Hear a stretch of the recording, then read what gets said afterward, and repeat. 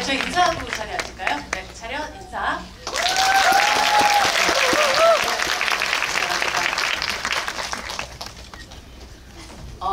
아마 오늘 기생충으로 하는 여러분들 관객들 만나는 거의 마지막 행사가 아닐까라는 생각 드는데요. 감독님 먼저 모든 이 기생충에 또 함께 하신 모든 분들에게 너무나 축하의 인사를 드립니다. 네, 이제는 너무 옛날 일 같죠, 감독님? 깐이라는 건. 예, 과거사가 됐습니다. 이제 드디어 개봉도 했고 이제 더 깊은 얘기를 좀 나눌 수 있는 그런 시간이 되지 않을까라는 생각이 드는데, 감독님, 배우분들, 저희 이 검은산자를 저희와 함께 해보시도록 하겠습니다. 송강호 배우님부터 이제 인사 말씀 먼저 부탁드립니다. 네, 정말 반갑고요.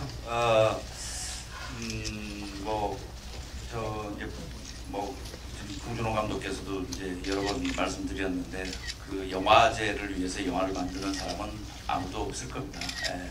열심히 좋은 영화를 만들다 보니까 그런 큰 영광된 어떤 순간을 또 이렇게 느끼고 이런 그런 시간들을 보냈는데, 이 영화가 제일 중요한 거는 여러분들이 어떻게 느끼고 또 생각하고 또 감정이랄까 감흥이랄까 이런 것들을 제일 중요한 것 같아요. 그래서 저희들도 제일 이제 개봉을 한 지가 이제 이틀 됐는데, 여러분들 반응, 여러분들의 어떤 느낌들을 제일 궁금해하고 또 정말 긴장되고 또 설레기도 하고, 예, 그렇습니다. 예. 네, 박수 부탁드립니다.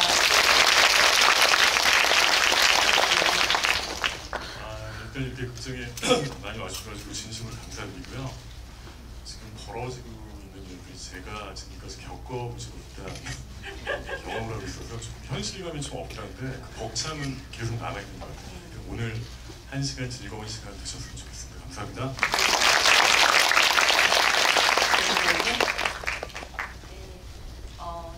저희 영화를 놓고 여러분들하고 이런저런 이야기를 많이 나눌 수 있을 것 같아서 너무 기대됩니다. 감사합니다. 안녕하세요. 최우식입니다. 저까지 소개를 했나요? 죄송합니다. 저희 와주셔서 너무 감사하고 오늘 재밌게 잘 얘기했으면 좋겠습니다. 네, 안녕하세요. 저는 기정역을 맡은 박소담입니다. 반갑습니다. 영화 재미있게 보셨나요? 네. 저도 빨리 이런저런 이야기 나누고 싶습니다. 네, 좀 이따 또 봬요. 네. 안녕하세요. 충숙역의 장혜진입니다. 많이 놀라셨죠? 오늘 만나 뵙게 돼서 너무 반갑습니다. 감독님, 이번 깐에 갔다 오셔서 별명 부자가 돼서 오셨는데요. 봉도를 비롯해서 황금 복려상, 충무봉이 되셨던데 충무김밥 드시고 싶다고 얘기하셔가지고. 목결에 그렇게 쑥스럽습니다. 이제 봉택이라는 그 과거의 별명에서 이제 새로운 별명으로, 새로운 봉준호로 태어나신 느낌입니다. 상을 받은 것은 무척 기쁜 일인데, 그냥 받은 날 하루만 즐거워해야겠다 이런 마음이었고요. 돌아오는 비행기에서도 계속 시나리오를 썼었고요. 다음 시나리오는요? 예, 쓰고 있습니다. 이제 경력의 마지막이 아니라 경력의 시작이 됐으면 하는 마음으로다가 열심히 일하고. 오늘은 사실 이제 방금 영화를 보셨지만 이렇게 이 영화가 뿜어내는 에너지나 파괴력은 대부분 우리 다 배우분들로부터 나오잖아요. 이렇게 멋진 배우분들과 일해볼 기회가 또 있을까 저도 참 그런 생각이 듭니다. 그래서 특히 우리 배우님들 이렇게 와 계시니까 배우님들께 많은 질문과 대화가 이렇게 집중되면 참 좋을 것 같아요. 네, 저 배우연구소 하고 있는 사람이라서 배우에게 집중하도록 하겠습니다. 너무 소외받는 느낌 받지 않으셨으면 좋겠습니다. 네. 이 영화를 관통하는 어떤 하나의 단어가 있죠. 바로 계획인데요. 영화를 찍기 전에 각각들이 배우분들도 감독님도 세우셨던 어떤 계획이 있을 테고, 이 영화를 끝내고 났을 때 맞아 떨어졌던 계획 혹은 절대로 계획대로 안 됐던 계획 있으셨을 것 같아요. 송강호 배우님부터 좀 들어볼까요? 어렵습니까? 아버지가 얘기하셔야죠. 저희들은 계획대로 안 된 거는 거의 없는 것 같고요. 네. 다 계획대로 된 것 같아요.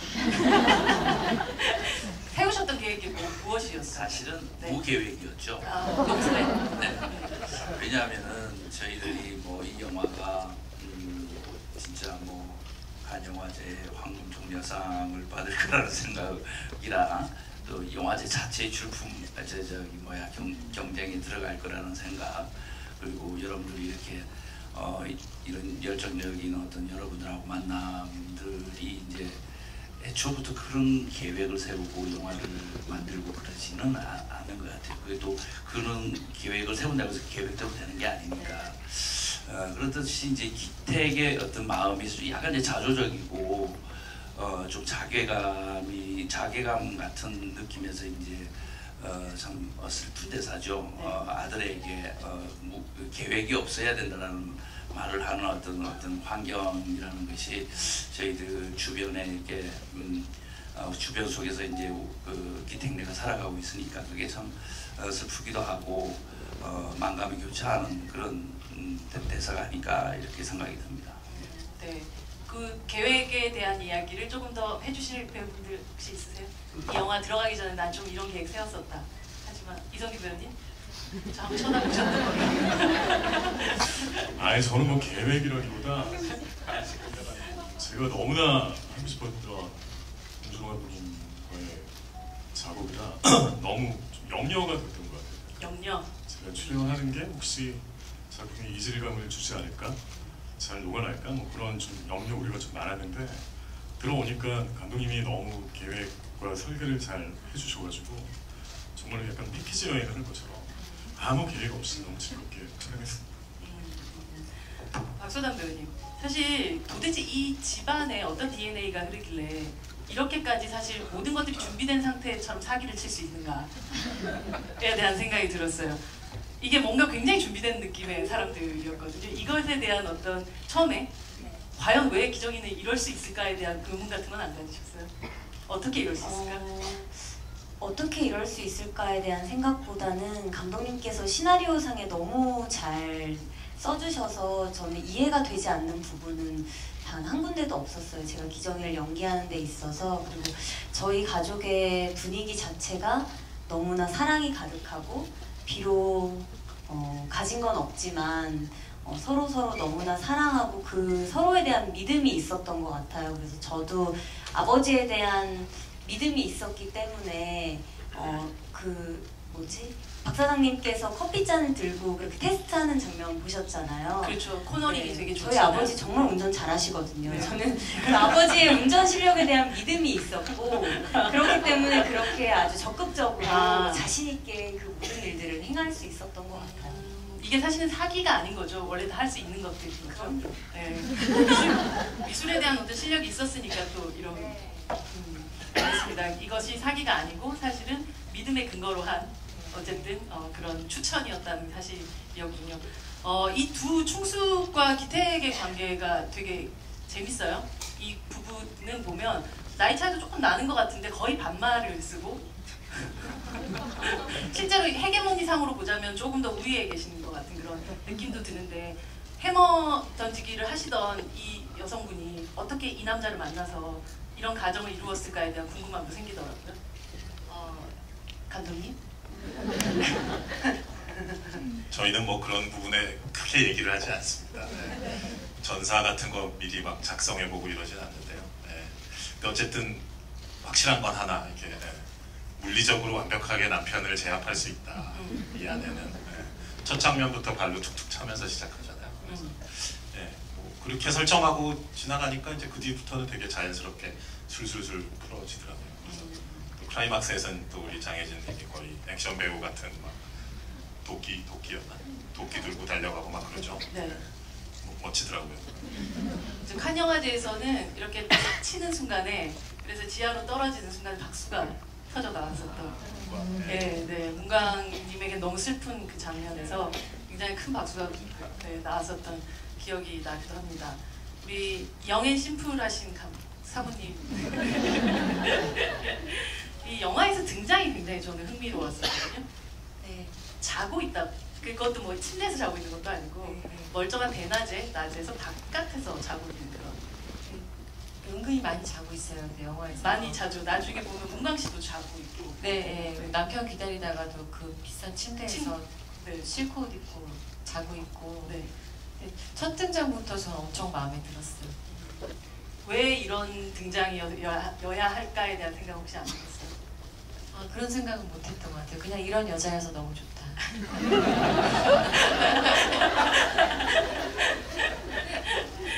우리 케빈 쌤은 보면 네, 케빈쌤. 처음에 이제 그 창간 수업을 진행하는 순간에 이제 기세를 몰아가는 이 장면에 네. 정말 그 관객들도 물론 앞에 다혜도 그랬겠지만 관객들도 완전 여기에 말려 들어가는 그런 느낌 같은 거를 받게 됐었던 것 같아요. 아마 영화를 통틀어서 가장 긴 대사이고 가장 오랫동안 혼자서 카메라를 닫게 된 그런 장면이었을 것 같은데 이 장면을 준비하면서 마인드 컨트롤을 많이 하시지 않았을까? 사실 제일 제가 또 말을 좀 잘 못해서 그 기억을 말을 잘해야 되는데 좀 많이 떨었던 것 같아요. 그리고 다혜에게 아까 이제 소담이가 얘기했던 것처럼 그 기우도 되게 부족한 친구가 아니라 약간 제가 봤을 때 좀 실전에 약했던 친구인 것 같아요. 그래서 아무래도 그걸 본인이 제일 잘 알고 있어서 좀 그거를 다혜한테 좀 더 주입시키려고 공부하는 법을 좀 이렇게 더 강조했던 것 같아요. 제 시가 선생님이 장미꽃이라면 다혜는 뭐였어요? 그래서?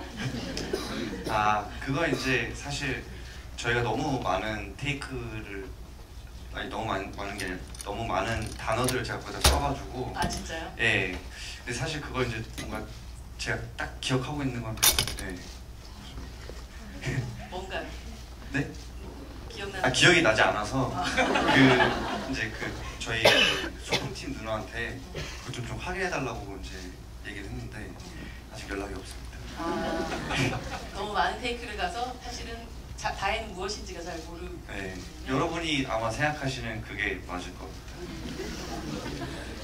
아마 이 영화에 처음 보자마자 포스터가 굉장히 강렬하다라는 생각을 하셨을 텐데요. 많은 분들이 최근에 이제 카스님께서도 패러디를 하기도 하셨던데 맥주 광고 같은 데서 패러디를 하기도 했었던데 이제 감독님 포스터에 대해서 이건 김상만 감독님이 만드신 거니까 사실은 이 눈을 가린 행동이나 이런 것들을 잘 모르겠다라고 그런 얘기를 하셨는데 사실 이 수재민 대피소에서 기택이 절대 실패하지 않는 계획, 노플랜에 대해서 얘기를 할 때 눈을 가리고 있죠 이렇게.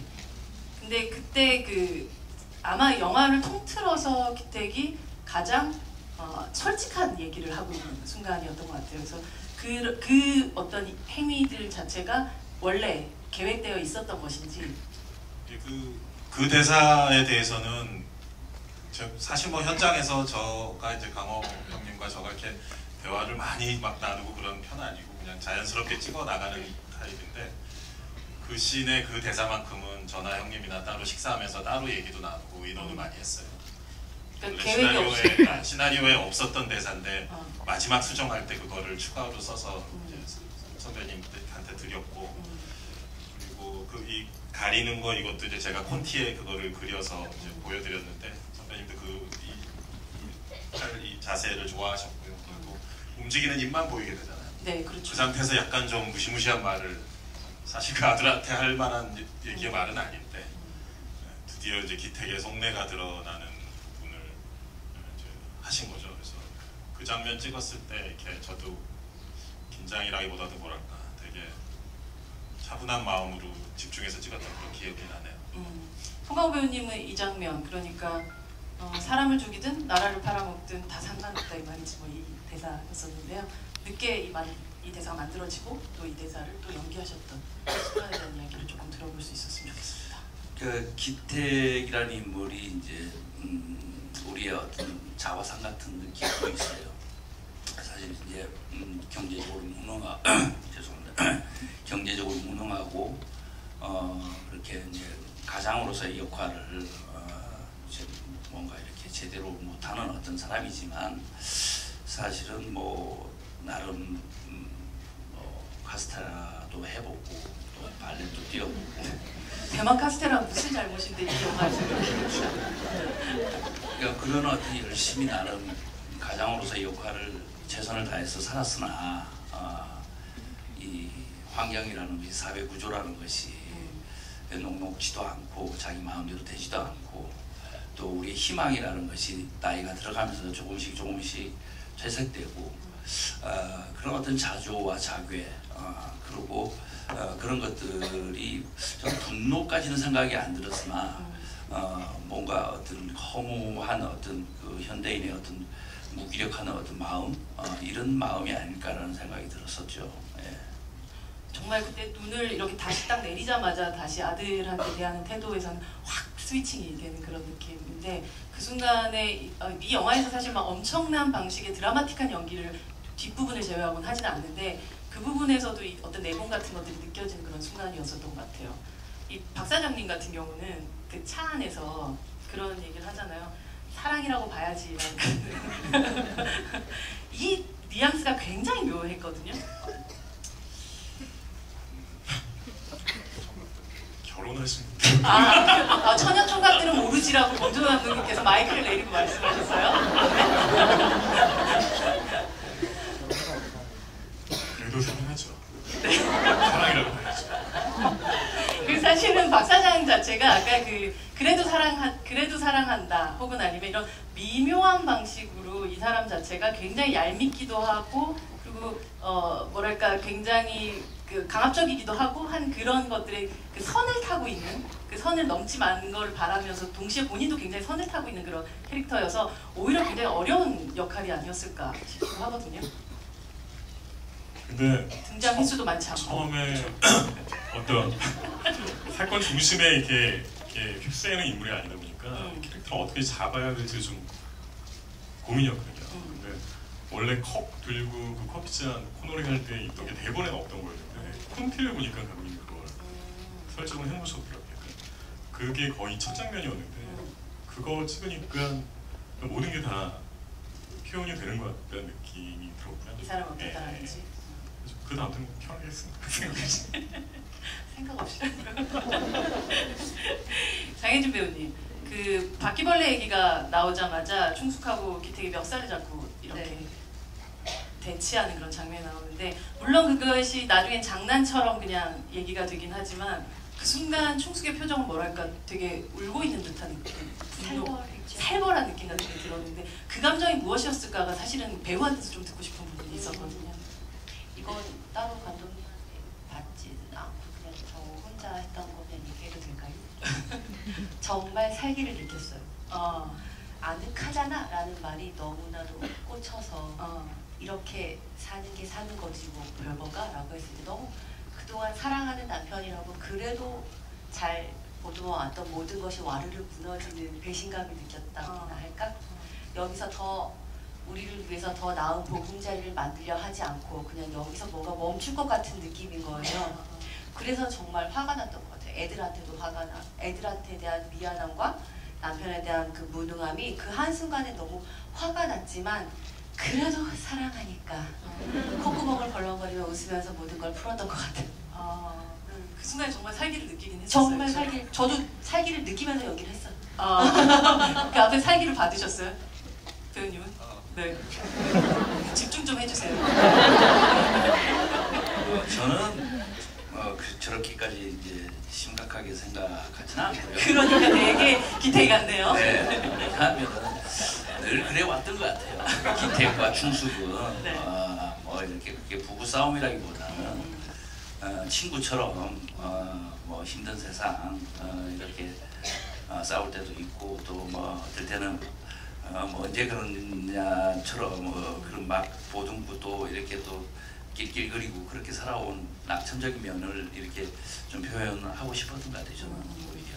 근데 뭐 충숙 입장에서는 충분히 저는 태도가 되게 가정법원에 와 있는 것 같아요. 근데 사실 그 장면에서 바퀴벌레라는 말이 나왔을 때 기태에게 눈이 확 처음으로 돌게 되는 순간이라서 사실 그렇게 뭐 그냥 일상적인 대화라고 얘기하기에는 이미 그 역할도 그 순간 영화 안에서 굉장히 큰 변화가 생기는 첫 단계 아닌가요? 그렇죠. 그 이제 뭐 여러분 보셔서 아시겠지만 이제 클라이맥스에서의 어떤 어떤 국면 전환 같은 것들은 이게 준비되고 분노하고 뭐 복수하고 이런 범죄의 어떤 느낌보다는 켜켜이 쌓여왔던 어떤 쌓여가지고 왔던 그 기택의 어떤 자존감 그것이 붕괴됐을 때의 어떤 우발적인 어떤 모습이었는데 이 영화의 궁극적으로 이제 이 영화가 하고 싶은 것은 저는 이제 그 어떤 뭐랄까 인간에 대한 예의, 자존감, 감독님 말씀이지만 그런 얘기를 하는 게 아닌가라는 생각이 들어요. 그걸 이제 기택을 통해 가지고 그 붕괴되어가는 그 과정 속에 바퀴벌레의 어떤 가정에서도 어떤 그런 부분들 이런 부분들이 이제 켜켜이 그게 다 이게 쌓여가는 거죠. 예.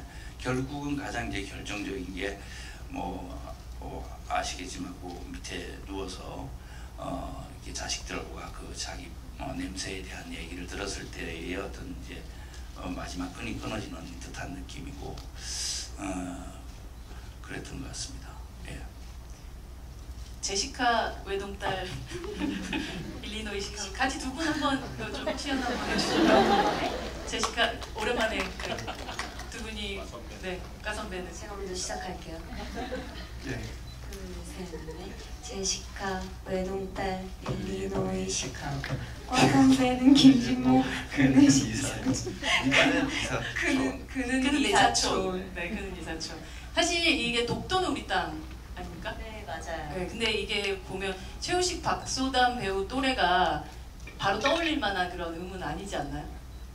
아니요. 아, 많이 익숙한 느낌이. 꽤 나이가 있어요.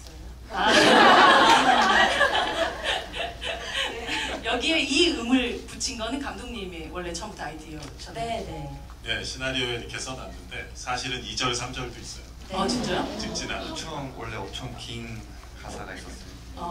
찍지는 않고 네. 되게 영역을 확장하고 또 지키러 가는 어떤 출정가 같은 그런 느낌이 들기도 했었고 신라 장군 이사부가 지하에서 웃는다고 가사가 있어서 되게 스포일러 같다는 생각도 좀 지하라는 대사가 있어서 그런 생각도 들기도 했었고 이제 약간 이제 두 사람 자체가 굉장히 팀을 이루어서 했어야 되는 부분들이 되게 많잖아요. 기정이랑 기우랑 그러다 보니까 약간 믿음의 벨트 같은 것들이 생기는 어떤 순간 같은 게 있으셨나요? 네, 두 사람 사이. 일단 저도 처음에 시나리오를 받고 제가 제일 처음 외웠던 대사가 그 노래였던 것 같아요. 뭔가 그 노래를 그 음이 저도 좀 재밌기도 했었고 이 단어만큼은 변하지 않을 거라는 뭔가 그런 생각이 있어서 제일 먼저 그 부분을 외웠었는데 막상 오빠와 눈을 마주보고 그 장면을 찍을 때는 제 자신이 너무 웃긴 거예요. 그래서 사실 NG가 나기도 했었어요. 저의 이런 제가 혼자 연습하던 걸 이렇게 저의 친오빠와 눈을 마주보며 한다는 게 이들의 이 철저한 연습과 정말 저희 둘이 얼마나 많은 연습을 했을지가 상상이 되면서 네.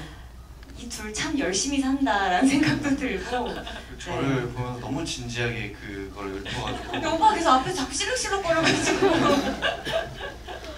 네 그랬었죠. 네.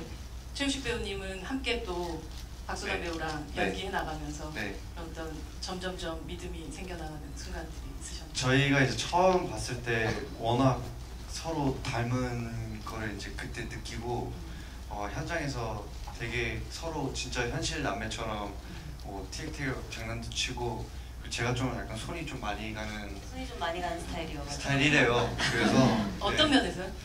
제가 좀 긴장을 많이 해요. 그래가지고 이제 이 친구가 좀 많이 수습 담당 좀 많이 도와주고 있습니다. 되게 영혼의 짝이네요, 정말. 그래도 오늘은 컨디션이 좀 좋은 편이에요. 네, 아까는 이제 굉장히 말을 잘하고 무대 인사할 때는 좀 그래도 네. 얘기를 좀 잘했는데 오늘 또 이렇게 조명도 맞고 또 이렇게 하니까 또 긴장이 돼가지고 쪼였으면 이제 좀 더 잘했거든요. 네, 오늘 들어오는데 감독님께서 최우식 배우의 등을 이렇게 긁어주고 계시는 걸 제가 처음 본 풍경이었어요. 되게 기괴한 풍경이었는데 등주만 보여드려요. 되게 이 등이 뭔가 긁으시해요. 의상 좀 보여드려요. 좀 보여주세요. 옷을 등을 긁을 수밖에 컨트롤 잘못해가지고 네.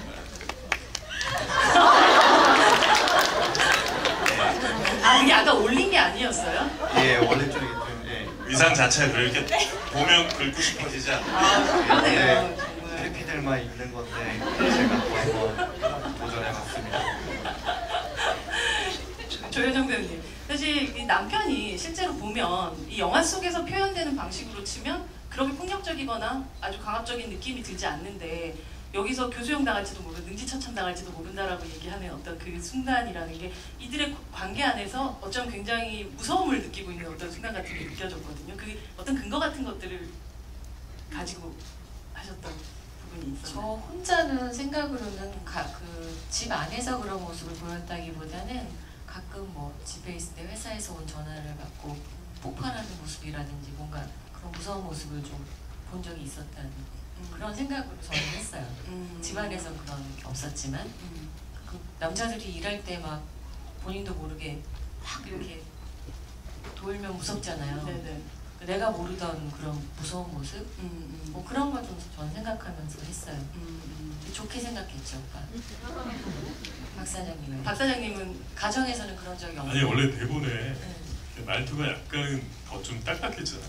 네. 저희 첫 촬영하기 전에 딱 슈퍼하기 한 10분 전에 갑자기 우리 뭐 이렇게 대학교 동창이고 한데 좀 말 편하게 하는 게 좋지 않나? 아, 대학교 동창인가요, 두 분이? 네, 뭐 그런 이제 생각을 하고 좀 편하게 얘기하자 그래가지고 약간 설정이 좀 바뀌었어요.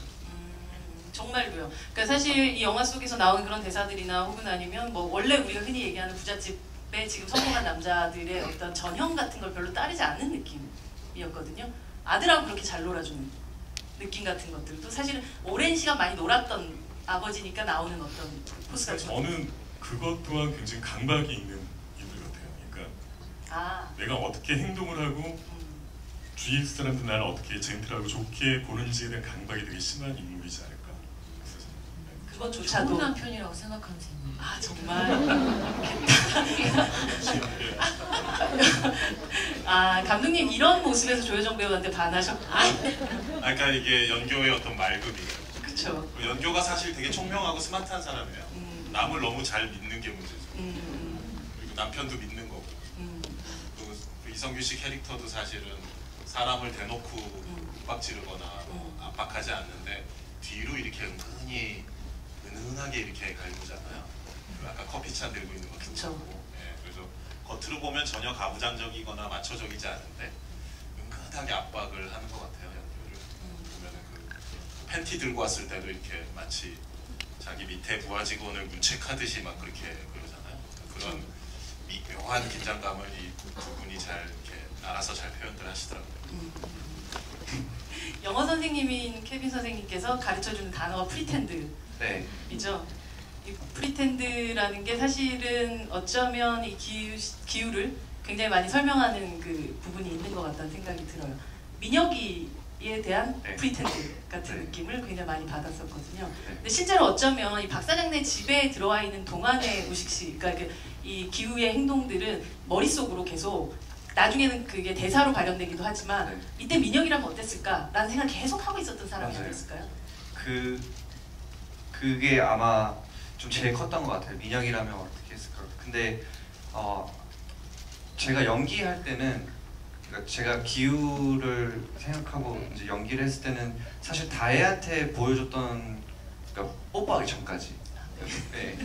그 기세 얘기하고 막 이거는 사실 제가 봤을 때는 기우의 어떤 그런 모습이었던 것 같아요. 근데 그 이제 기존 제시카 쌤 미모 얘기하고 이제 갑자기 그 친구랑 이렇게 됐을 때는 네, 장미꽃 얘기하고 이러고요. 네. 그때는 아마도 민혁이라면 이 상황에서 키스를 했겠지라고 생각을 하고 다가갔을 것 같아요. 그래서 처음에 약간 어색하게 다가갔다가 이렇게 키스를 하게 되는데 아마 네 그때도 아마 민혁이라면 있지 않았을까. 송하우 의원님 뭐라고요? 오늘 제 최우식 씨 기세가 그러니까. 최고의 기세를 지금 발휘하고 있지 않나. 집에서 오늘 리허설을 하다 온 거거든요. 마이크 잡으신 김에 아니요 여기 그 최우식 군이 최우식 군이 그 송강호 배우님에게 연기를 가르치잖아요. 이 영화 속에서 보면 그 연기를 가르치는 최우식이란 배우를 보면서 송강호란 배우는 또 어떤 생각을 하셨어요? 말씀 안 드리겠습니다. 농담이고요. 그 장면이 좀 이렇게 좀 유쾌한 웃음이 이렇게 촬영장에서도 많이 나왔던 것 같아요. 이제 그걸 지켜보는 뒤에 이렇게 그 우리 스태프분들도 많이 웃었던 것 같고. 네.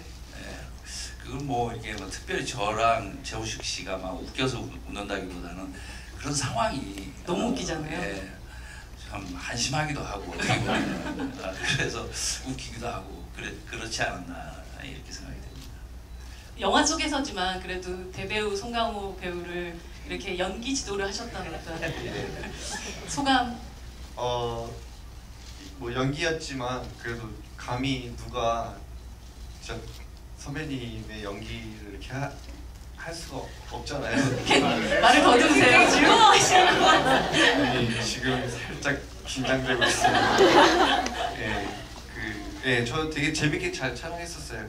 실제로 저희 막 너무 웃겨가지고 NG도 많이 났었고, 재밌었어요. 저는 취업하고 난 다음에 원래 이제 필라이트만 먹다가 갑자기 삿포로를 먹는데 충숙한 필라이트를 먹고 있어요. 계속 충숙만 그것을 계속 지키고 있는 이유가 있나요? 남은 거 처리하는 거죠. 정말 남은 걸 먹는 엄마들의 마음이란. 네. 진짜 그런 뜻이었군요. 네. 저는 이제 충숙만이 이것에 지금 동요되지 않고 계속 이 삶을 잘 이렇게 유지하겠다라는 어떤 의지 같은 걸 좀 거 처리하고 삿포로 먹고. 그렇죠. 비싼 거 많이 먹죠. 그렇군요. 봉준호 감독님에게 복숭아란? 복숭아 저 좋아하는데요. 네. 제 대학 동기 여학생 중에 네. 진짜 그 털이 1m만 나도 온몸이 그렇게 되는 친구가 있었어요. 근데 참 무식했지 우리가 그 동기생들이 MT 가서 그 누가 또 그 엘러지의 심각성을 모르고 그걸 장난으로 복숭아를 누가 일부러 사와서 야 이렇게 했던 난리가 났었거든요. 그때 그 되게 충격적인 사건이었는데 그 기억이 나서 그렇게 하게 됐어요. 아니 오랜만에 다시 살인의 추억을 보니까 또 복숭아가 굉장히 슬픈 그건 너무 뭐 끔찍한 실제 에피소드라 네, 그 자리에서 네. 얘기하기 좀 꺼려지긴 하죠. 네, 그래서 뭔가 이 복숭아라는 것 자체를 굉장히 싫어하시는 건가라는 생각을 해서 여쭤봤었던 건데 감독님이 잘 드신다는 거죠? 네, 저는 좋아합니다. 이 지하 공간이라는 것이 지금까지 봉준호 감독의 영화 속에서는 사실 힘을 가진 사람이 무언가를 채집해서 그 안으로 숨기는 공간이었죠. 뭐 보일러 김씨 같은 경우도 막 온갖 군데서 다 가져와가지고 밑에다가 숨기고 괴물 안에서도 어쨌든 자기가 잡아온 인질들을 그 안으로 넣는 공간이었다면 이 영화 속에서 지하실은 사실 주체가 바뀐 느낌이기도 해요. 실제로 그 원래 잡혀갔어야 될 존재들이 스스로 기어 들어가는 공간이거든요. 어떤 면에서 그런 면에서는 굉장히 지하 공간을 지금까지 아주 사랑해 왔었던 봉준호 감독이지만 이 지하 공간을 바라보는 느낌이 굉장히 바뀐 영화가 아닐까. 뭐 지하 공간이 제 영화에 여러 번 나왔는데 이번이 특히 더 슬픈 지하실인 것 같아요. 그쵸. 2층 또 두 번째 구조로 또 되어 있고요. 네. 더 안으로 들어가고. 거의 멀쩡한 우리 같은 똑같은 이제 존엄성을 가진 한 사람이 그러니까 유령으로 취급되는 공간이잖아요.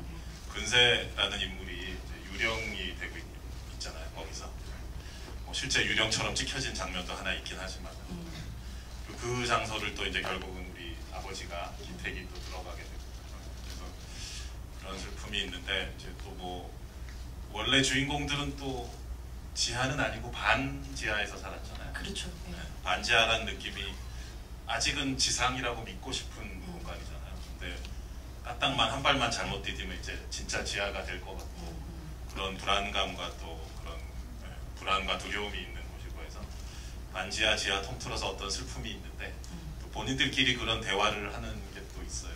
그 근세랑 기택의 대사에서 뭐 이런 데서도 사라지나 그러면 뭐 땅 밑에 사는 게 한둘이냐 뭐 그런 얘기 하잖아요. 반지하도 다 뭐 지하인데 그래서 좀 되게 슬픈 지하실인 것 같아요. 그런 대사들이 나오는 되게 슬픈 지하실이었던 것 같아요. 확실히 이번에는.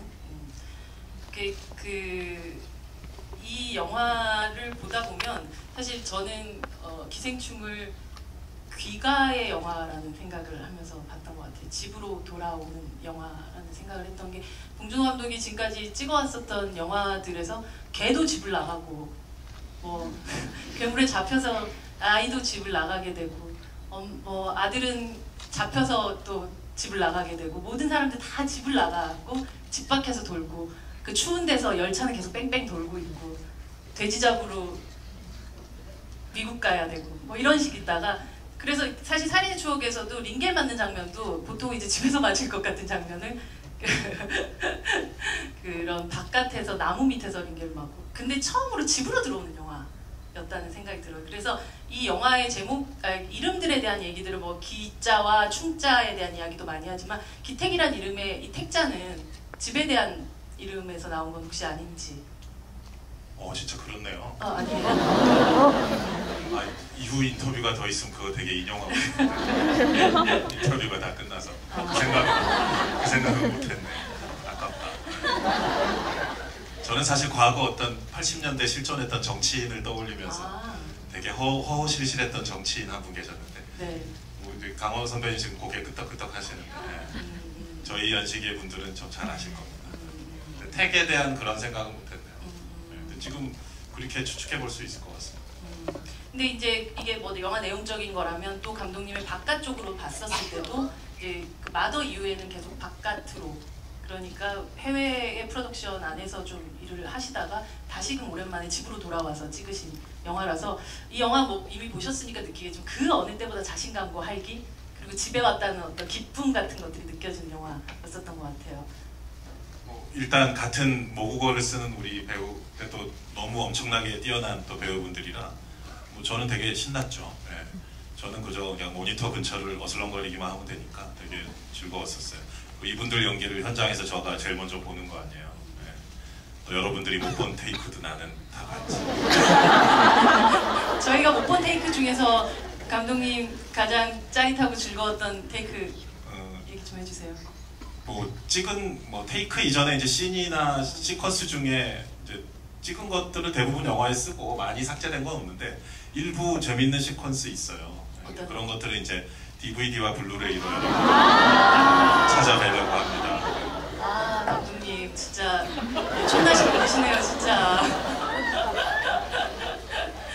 봉준호 감독님과 송강호 배우님이 그리고 항상 봉송 커플 뭐 이렇게도 얘기도 하고 되게 황금 종려상도 봉송해 오시고 되게 그런 아름다운 인연을 계속 이어가고 있는데 살인의 추억 그리고 괴물, 설국열차 기생충까지 이어지는 이렇게 마지막에 깐에서 되게 벅찬 호응을 하시는 그 순간을 보면서 일종의 동행이 아닐까 이런 느낌을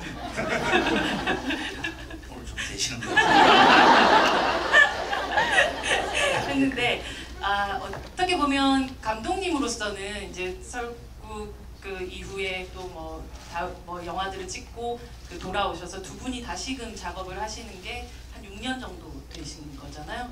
그 사이에 송강호 배우는 관상, 변호인, 뭐 사도, 밀정, 택시운전사, 마야강 또 그렇게 많은 작품을 또 그 사이에 찍으셨어요. 오랜만에 만난 이 배우의 더욱더 또 놀라워졌던 지점 같은 것들이 분명히 있으셨을 것 같고 배우님도 당연히 봉준호 감독에게서 새롭게 또 이렇게까지 이 사람이 6년 동안 또 준비했구나 하고 느꼈던 순간 같은 것들 얘기해 주세요.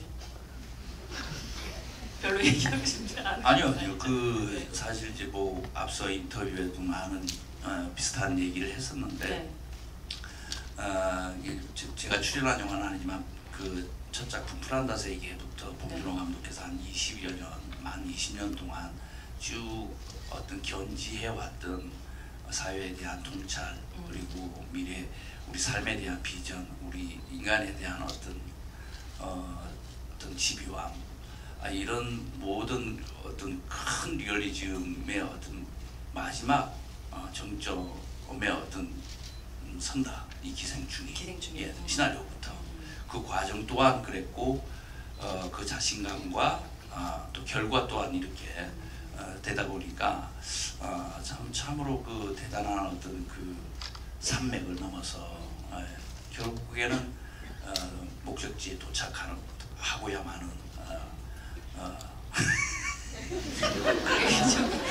약간 좀 유지를 한번 그런 거장의 어떤 그 20년의 굴곡진 되게 진심 아니신 것 같잖아요. 굴곡진 어떤 우리 여정 지자체 느낌이네.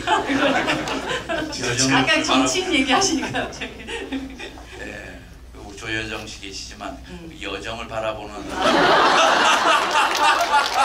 야 이거는 약간 계시네요.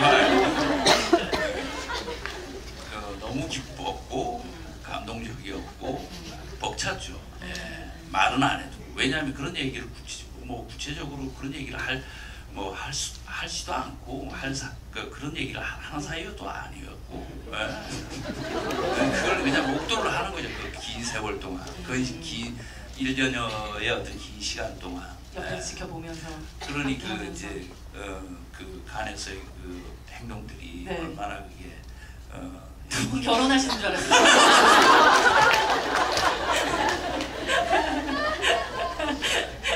처음에 기생충 시나리오를 먼저 보셨어요? 아니면 이런 아이디어가 있는데 라고 들으셨어요? 오히려? 늘 이제 봉 감독님은 이제 그걸 뭐 시나리오 딱 써가지고 이렇게 딱 이렇게 이런 거보다도 아주 몇 년 전부터 조금씩 얘기를 이렇게 해 오시면서 결국에 이제 시나리오를 주시는 그런 작업들을 해왔죠. 예. 감독님은 네. 저는 좀 더 이제 약간 어린애 같은 유치한 차원에서 말씀을 드리고 싶은데 이제 네. 제가 또 막내로 자라서 그런지 이게 좀 유치한 욕심 같은 거, 질투심 이런 게 많아서 감독이나 배우분들이 좀 비슷한 그런 게 있을 텐데 예를 들어 나랑 같이 일한 배우의 최고작이 내 작품이었으면 하는 그런 약간 유치한 욕심이 있잖아요. 배우분들은 또 저 감독 영화 중에 최고작이 내가 주인공이 있는 영화였으면 하는 약간 좀 유치한 마음이지만 솔직히 그런 게 없진 않거든요. 그럼 제 입장을 한번 상상해 보세요. 강호 그 유치한 관점에서 이제 강호 선배를 봤을 때 그 6개의 작품을 강호 선배님은 뭐 이창동, 김지훈, 박찬도 이런 거장들과 일을 하시고 밀양, 뭐 박쥐 이런 어마어마한 작품들을 이제 그 틈바구니에서 제가 그치만 강호 형님의 데뷔작이 내 영화가 됐으면 좋겠어 이런 그러니까 집에서 막 이렇게 장난감을 입에 깨무는 그런 어린애처럼 막 그런 생각을 하면서 시나리오를 쓰는 거예요. 그러니까 이게 마음이 조마조마하죠. 그러니까 대사 하나, 묘사 하나 잘하고 싶고 처음 시나리오를 보셨을 때 이렇게 확 이런 게 어떤 매혹되는 장면이 있으셨으면 좋겠고 그래서 처음 시나리오 들을 때 약간 들을 때 조마조마했던 그런 기억이 나요. 그래서 되게 행복하시겠어요 요즘.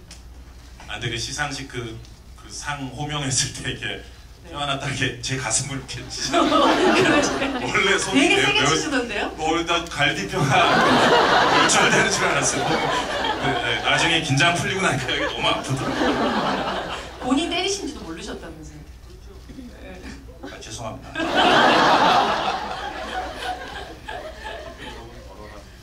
기분 좋은 얼얼함이라고 마이크 내려놓고 말씀드렸습니다.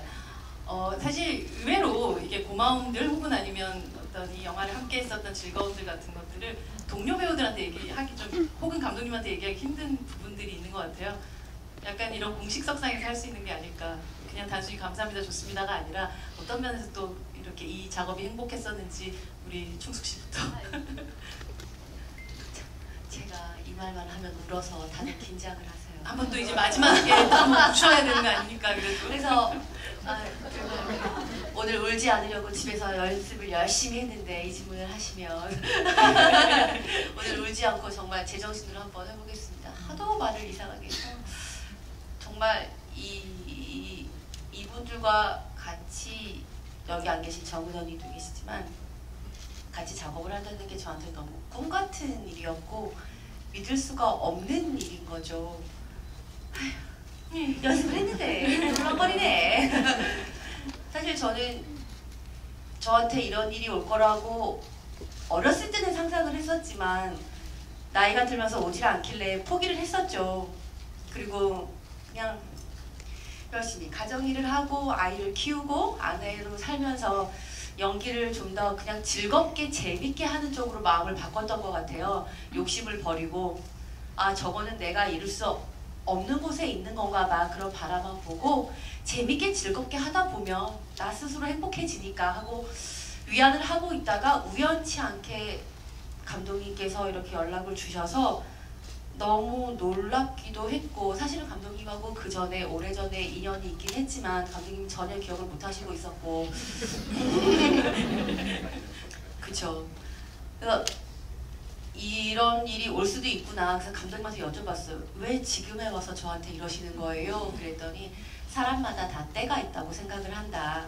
누구는 일찍 왔고 크게 왔고 누구는 늦게 왔고 조금 왔는데 혜진 씨는 이제 늦게 자기의 길을 찾을 시간이 된 것 같다 라고 말씀하시니까 너무 힘이 됐었고 또 강호 선배님도 옆에 계시지만 정말 제가 부족한 점이 너무 많은데 좋은 말씀을 어휴 미치겠다 좋은 말씀 정말 감사합니다 그래서 정말 때로는 아빠 같고 그리고 큰오빠 대신 제 큰오빠가 돼주시겠다고 하셔서 너무 든든하죠. 무슨 일 있으면 연락해라 말해라 큰오빠가 있는데 무슨 어려움이 있겠니 감독님 작은 오빠가 있는데 뭐가 어려움이 있겠니 그러시니까 졸지에 삼남매가 돼버려 이거 이러면 안 되는 거거든. 그리고 우리 이성균 씨는 사실 제 대학 동기예요. 그래서 제가 어린 시절 어떻게 연기 열정을 꿈꿔왔는지 포기했는지 많은 것들을 옆에서 봤죠. 알고 있기도 했고 근데 이제 그런 친구가 같이 작업을 하겠다고 했을 때 누구보다 먼저 연락이 왔었어요. 혜진아 축하한다. 근데 그 목소리가 너무 자기도 울고 있는 거예요. 내가 다 눈물이 난다 이러는 거예요. 그래서 저도 너무 그 말이 너무 고마웠고 기뻤고 그래서 잘하자 너 잘해 임마 이러는데 저도 좋게 말해야 되는데 너나 잘해 이래 버려가지고 그게 두고두고 미안해서 계속 미안하게 사과 오늘 사과 많이 하시면 되죠. 사과 이미 몇 번 했어요. 그래서 정말 힘이 돼준 친구고 현장에서도 제가 부족한 거 잘 모를 때 정말 와서 툴툴 아 그거 안 해도 돼 이거 하면 돼 그냥 툭 주고 가고 이런 식으로 남들 모르게 많이 도와줬고 우리 여정 씨는 원체 오랫동안 작업을 해온 친구라 제가 좀 힘들어할 때 정말 조근조근 언니 그런 거는 괜찮아 이렇게 얘기를 해줘서 아 연결처럼 네네 정말 우리 방에서 정말 우리 머리를 사과 머리를 묶고 이렇게 얘기했던 그 날이 너무 잊혀지지가 않아요. 너무 힘이 됐었고 우리 우식군과 소담양은 처음 만났을 때 제가 부탁을 했었어요. 나 사실 아무것도 잘 모른다. 그런 날 좀 도와달라 했더니 저희도 몰라요. 같이 잘해요. 셋이서 껴안고 뭔가 잘하자 이래서 그때부터 이미 뭐 이 두 친구에게는 제가 마음을 활짝 열었던 것 같아요. 또 현장에서도 정은이 언니, 이정은 배우께서는 정말 큰언니 같으세요. 제 일상생활과 배우 생활에서 사실 롤모델이 되시는 언니거든요. 그 언니가 하나하나 조언을 줄 때 특히 이번에 깐느 다녀오면서 비행기에서 언니랑 나란히 앉았을 때 언니랑 정말 많은 이야기를 쉬지도 않고 나눴는데 거기서 너무 많은 힘이 됐던 것 같아요. 제가 그 누구에게도 하지 않았던 제 이상한 얘기도 막 해가지고 언니가 너는 또라이야! 그래서 너무 기분이 좋았어요. 나 배우해도 되겠구나. 너무 길게 말했네요. 죄송합니다. 아닙니다. 모두가 한 분 한 분이 너무 소중해서 이 마음을 어떻게 다 표현을 할지 살아가면서 어떻게 갚아야 할지 지금 생각 중이에요. 제가 장혜진 배우님은 제일 먼저 물어보고 잘할 것 같아요. 뭐 어떤 좋은 얘기를 많이 해주셔서 저렇게 하시죠. 큰오빠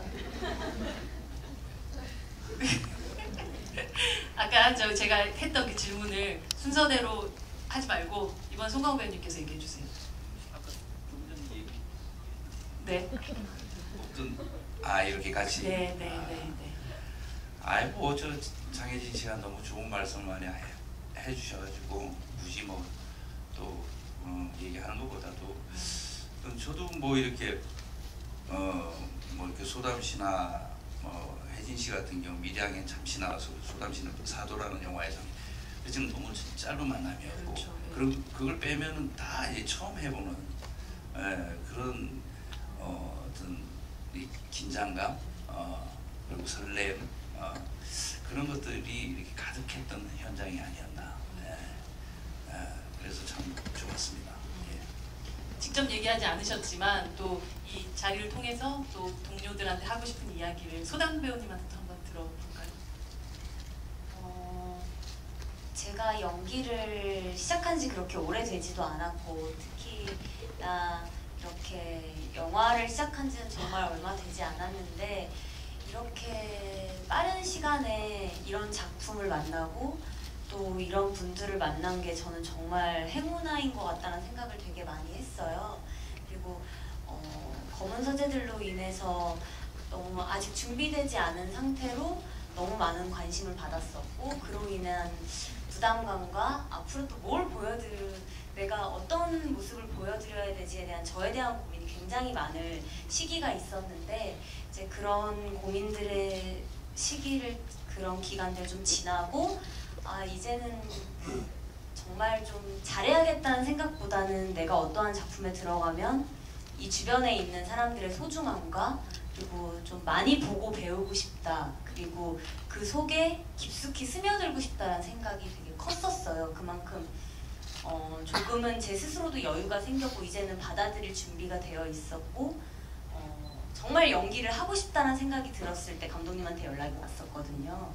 그래서 또 강호 선배님의 딸 역할로 나온다고 들어서 너무나 욕심이 났었고 28의 박소담의 모습을 보여드릴 수 있는 작품을 만났던 것 같아가지고 저는 하는 내내 정말 행복했고요. 지금도 행복하고 앞으로 제가 어떻게 이 길을 걸어 나가야 될지 제가 이렇게 도움을 요청하고 물어볼 수 있는 이런 많은 분들, 이런 언니 오빠들이 생겨서 너무나 좋고 되게 그 무엇보다 제가 앞으로 살아가는데 큰 힘이 되는 분들을 만난 것 같아서 되게 많이 행복해요. 그래서 인터뷰를 할 때도 기자님들이 저한테 계속 정말 행복해 보인다고 말씀을 많이 하셨는데 저는 요즘 정말로 행복한 것 같아요. 그래서 다시 한번 모두들 너무 사랑합니다.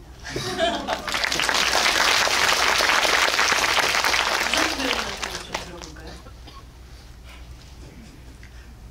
다 마찬가지일 것 같아요. 일단 저는 감독님하고 선배님 처음 만날 때가 칸에 갔을 때보다 더 좋았거든요. 그때 어쩌면 꿈꿔왔던 일이 벌어진 거라. 처음 만나셔서 뭐 하셨어요? 술 먹었죠. 되게 빨리 좀 취했고 긴장하고 너무 기분 좋아가지고 그때부터 시작된 거의 1년 동안의 일이 좀 믿기지가 않고 너무나 이렇게 갈구해왔던 작품인데 이런 좋은 일이 벌어지고 있는 게 과연 내가 이렇게 누려도 될 것인가는 또 자기 반성? 그런 게 좀 있는 것 같아요. 그러니까 너무나 많은 분들이 또 이렇게 배우분들 부러워해 주시고 축하해 주시고 여러 가지가 있기 때문에 근데 이런 일들이 앞으로 굉장히 큰 에너지가 될 것 같아요. 그러니까 이분들과 함께 한 그 벅참이 지금 좀 약간은 저는 너무 좀 누르려고 노력을 하고 있는데 좀 힘들 때 누리세요? 힘들 때 이렇게 돌이켜 보면 저한테 큰 동력이 되지 않을까 생각합니다. 네, 박수 부탁드립니다. 저는 이현희 선생님이 너무 멋진 사람이자 되게 멋진 배우라고 생각을 쭉 해왔었는데 또 이 작품을 보면서 확실히 더욱더 감독님 사람 보는 눈이 있구나라는 느낌을 더 많이 받기도 했었던 것 같아요. 조연적은. 네. 이 작품 본인에게 또 아마 연기하는 배우의 인생 안에서도 굉장히 큰 의미를 또 가지게 되는 작품이 아닐까 싶기도 하고 이런 동료들에게 또 못했던 말 오늘 이 자리를 통해서 저는 조금 표현을 하는 성격인 것 같긴 해서 평소에도 많이 하셨군요. 아닌가? 저만 그런 것 같네요. 표현을 되게 연교 같네요 정말. 좋다는 표현을 좀 못 감추는 스타일이어서 계속 떠들어요 좋다고. 그래서 못한 이야기는 없는 것 같고 작품이 끝나고 나서 허하지 않았던 이제 이게 처음이었어서 그게 좀 놀라운 경험이었어요. 이렇게 소모됐다는 느낌을 받을 때가 대부분이라서 채울 시간이 필요하다는 그런 기분이 들 때가 많은데 끝났는데 아직 작품을 한 것 같지도 않은 오히려 하기 전보다 더 꽉 차 있는 느낌? 굉장히 신기한 기분이고 행복하다는 말을 하기가 좀 약간 두려운 나이가 된 것 같아요. 좀 선배님들 앞에서 부끄럽지만 뭔가 행복하지 않은 일이 일어날 것 같고 행복하다는 말을 뱉어버리면 처음으로 행복했어요. 연기 시작을 하고 작품 끝나고 나니까. 그래서 네, 너무너무 감사하죠. 표현이 다 안 될 정도로 정말 감사합니다.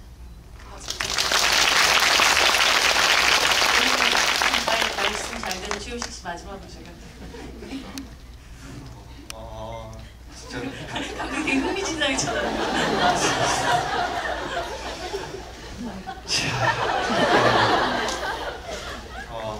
진짜 네, 너무 정말 네, 아예 저는 이렇게 너무 좋은 분들과 함께 갑자기 더 카메라가 더 보이네. 너무 이제 기세야 기세. 네, 이제 너무 이제 진짜 예, 숨이 안 쉬어서 네, 너무 좋으신 분들이랑 같이 함께 해가지고 너무 행복했고요. 결과가 저희가 생각했던 것보다 더 너무 좋은 결과가 나왔지만 사실 그것보다 저희 과정이 더 행복했던 영화였고 그래서 그거를 이제 즐기면서 하다 보니 저도 약간 정말 계획이 정말 중요한 것 같은데 계획 중요한가요? 영화가 끝나고 난 다음에 제가 계획하는 것 다른 배우가 어떤 배우가 네. 되는 게 목표라기보다 그냥 다음도 또 이렇게 더 과정을 즐길 수 있는 그런 배우가 되고 싶다는 생각이 들었어요.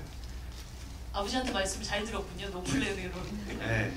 그래서 저희 이제 진짜 조금 있으면 이제 뭔가 기생충이라는 이제 이런 일도 이제 끝나게 되는데 그게 좀 다가오는 게 좀 벌써부터 아쉬워요. 다시 돌아왔다고 옆에서 송강 선배님께서 예. 원래 제가 먼저 해야 이게 되는데 제가 끝에 해가지고 네. 사실 약간 그러지 않을까 싶어서 제가 마지막에 시켜보긴 했어요. 얘기를 하다 보니까 진짜 시간이 너무 훌쩍 갔는데 거의 딱 한 분만 질문을 받을 수 있을 것 같아요. 죄송해요. 제가 너무 즐거웠네요. 저 혼자. 한 분, 송강 배우님 한 분만. 네. 잠시만요. 마이크가 갈게요.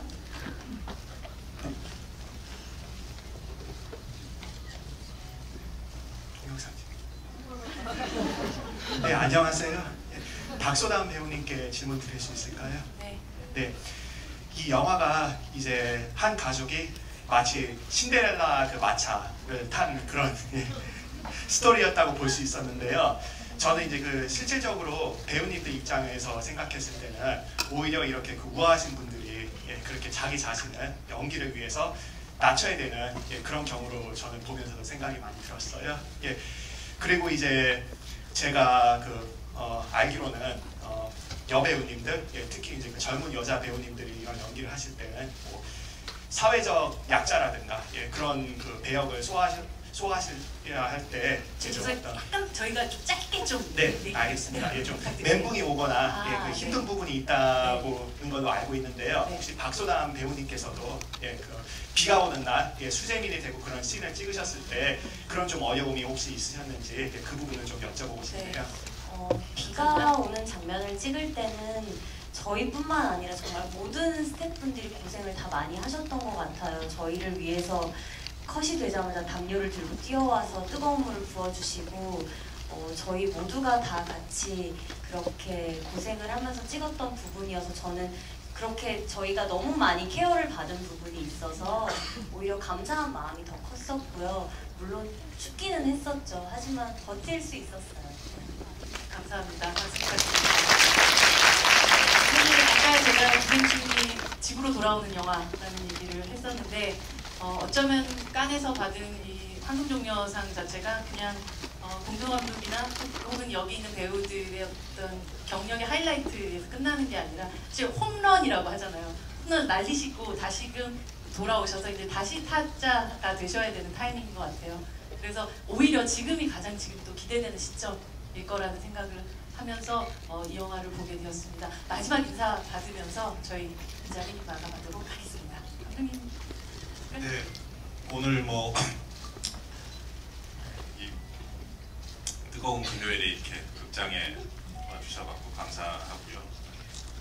여러분들 기억에 이제 영화 좀 기억에 오래 남는 영화가 됐으면 하고, 특히 우리 이 배우분들의 표정 하나하나, 대사 하나하나, 이 배우분들의 한 명 한 명의 모습이 기억 속에 여러분들 기억 속에 오래 남았으면 좋겠습니다.